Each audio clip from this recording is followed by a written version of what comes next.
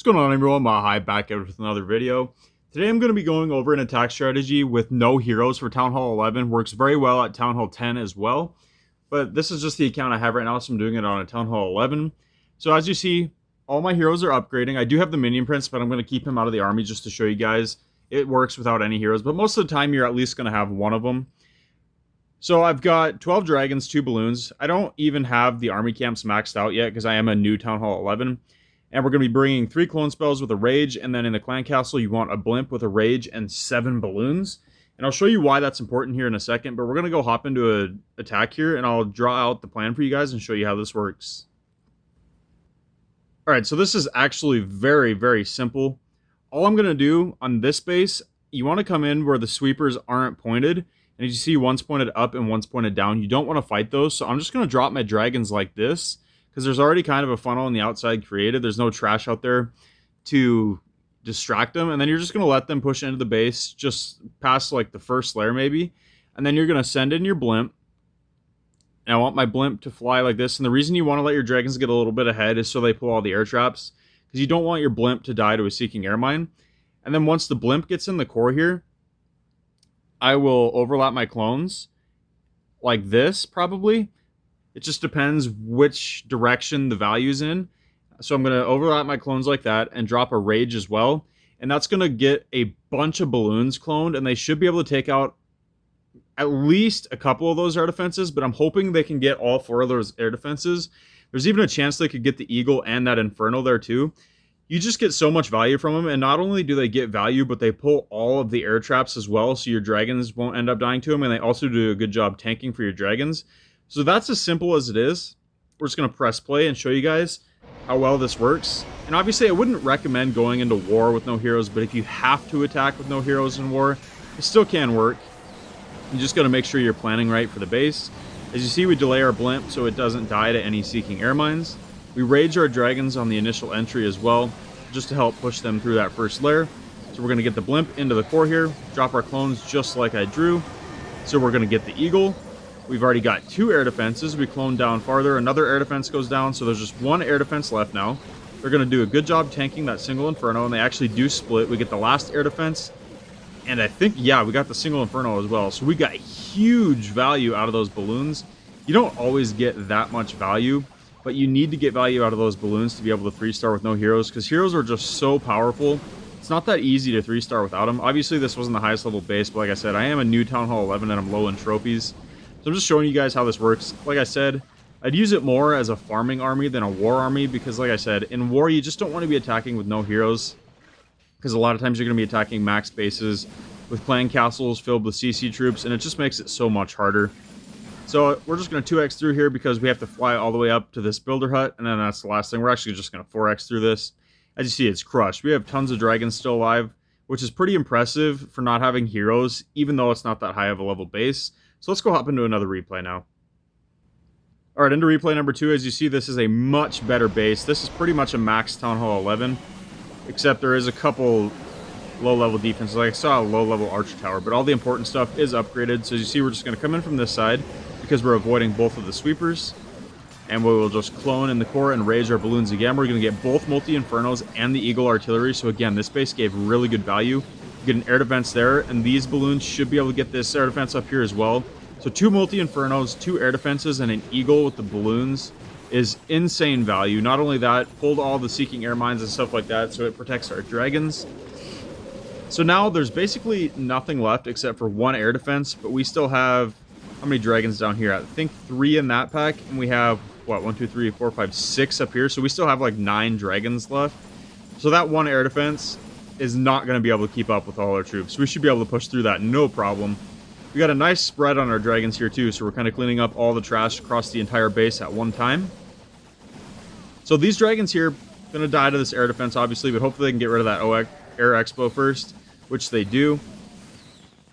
And again, we still have tons of dragons left. It's just going to be a matter of pathing into that air defense. Hopefully they don't try to save it for last and target everything else first, because that can be a problem at times. Dragons just have really dumb targeting once in a while and just don't go for the stuff shooting them and just let it sit there and shoot at them forever until they die.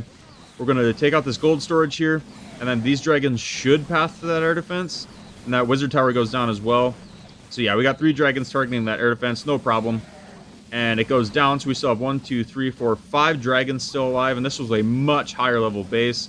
So as you see, as long as you execute that blimp and get good value out of your balloons, you can crush bases with this, even with no heroes. So that's another nice 3-star, and we got a lot of loot as well. We got 1.3 million gold and 1.3 million elixir with 11,000 dark. That was really nice. So let's go hop into another one. Alright, into attack number 3. This is almost the same layout.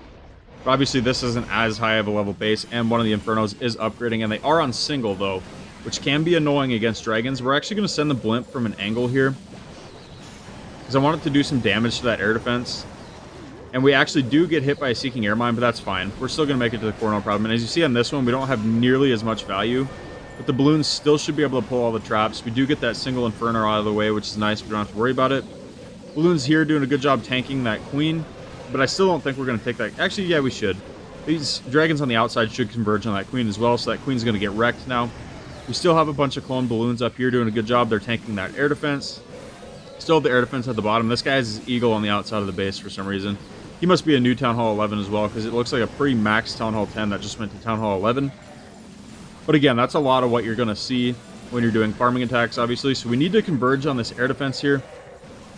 And we have 1 dragon targeting. Okay, we got 2. It should go down, no problem. That eagle is going to be slightly annoying, because we're going to have to fight it all the way across the base now with these dragons up here to the left. So hopefully they can actually make it through this. Archer tower is going to go down, but these dragons are very weak. Can one of them get in the minimum range of the eagle? That would be clutch. I think it did, actually.